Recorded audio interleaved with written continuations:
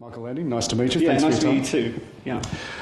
Art is normally associated with things like conflict and tension, anger.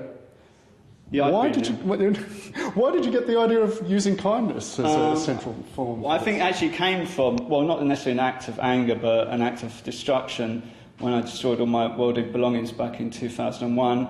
And I talked about that as being an examination of consumerism. And I thought afterwards, because people really wanted to know about the project, and I started to think about what else makes us human, apart from obviously being consumers, and that's kindness and compassion. So it's been something I've been thinking about for quite a long time, how to make an artwork out of acts of kindness, and I'm kind of talking about everyday acts of kindness that normal people do every day in Sydney anyway. It's just I'm kind of here to celebrate it. Is kindness, while it's a lovely thing in everyday life, is it that exciting for art? Well, is it exciting for...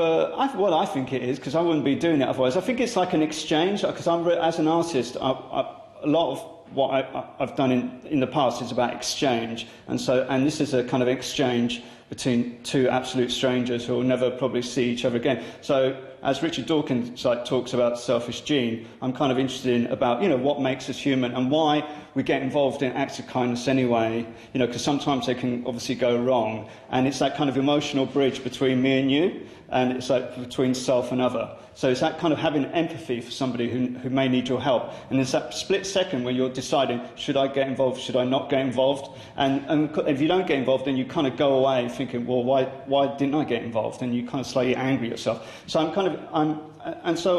interested in that aspect. Before we look at some examples of the work itself, let's go back to that, as you put it, that angry period back 10 years ago with Breakdown. Tell us more about what the idea of Breakdown is and the response it received. Yeah, well, I talked about it as being an examination of consumerism, and so I destroyed all my worldly belongings at the age of 37.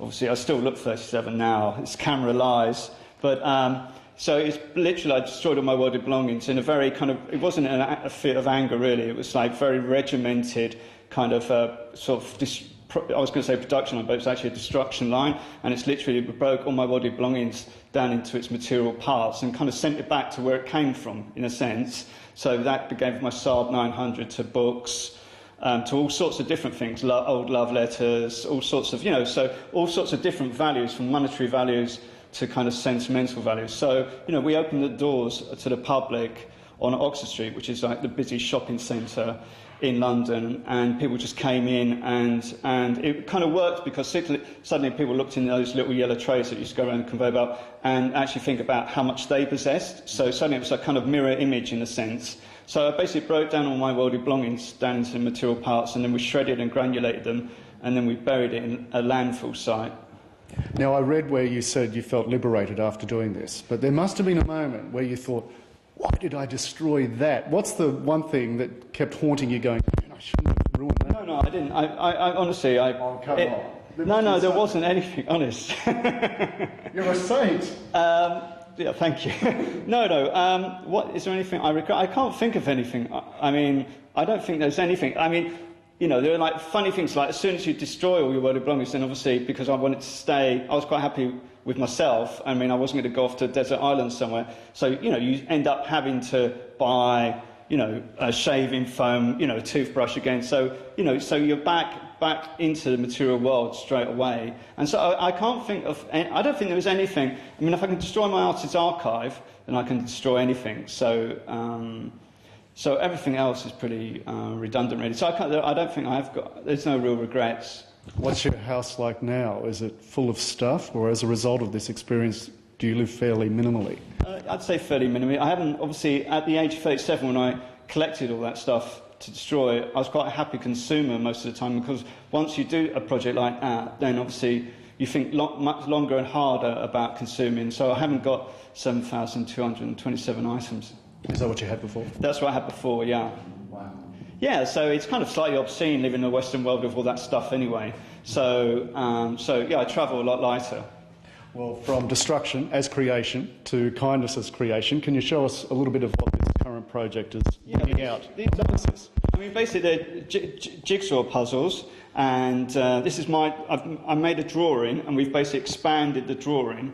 And so we've made 200 jigsaw puzzles, and each jigsaw puzzle, which will be in the CBD district in Sydney, will have acts of kindness stories. So members of the public who have experience of acts of kindness in Sydney have sent in their stories. So we've correlated 200 of them, and so each story will appear around the CBD district, like from Circular Quay, George Street, Market Street, and another street which I can't remember, but I'll get there eventually.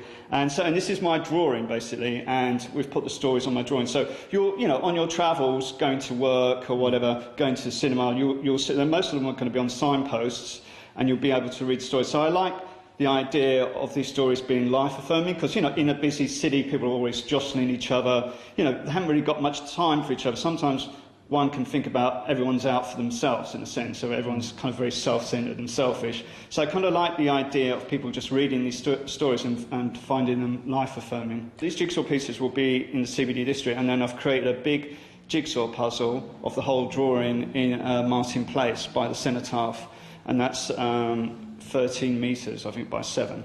But for the sum of those parts, with the parts to make that sum, were you going, that story will work there, and that story will work here? Yeah, because some of the stories actually, reference street, like Pitt Street or whatever, so some of the stories actually reference where the act of kindness took place. In that, you've done something similar in London. Have you found there are universal acts of kindness that transcend place, or acts of kindness particular to certain places? Obviously, on the London Underground, obviously everybody's literally underground and kind of squashed into a very kind of tight environment. So I always remember when people are unkind to me. So it's kind of, and sometimes people think London's quite a bit of an unkind kind of, slightly ruthless, because it's underground, there's no daylight, it can be slightly debilitating. So, but then, you're sat on your seat and then someone will give up their chair for somebody, or someone will, help someone with some heavy bags up the stairs, and and you kind of think about why somebody does that. And but there aren't any real generic stories. I mean, there's lots of stories.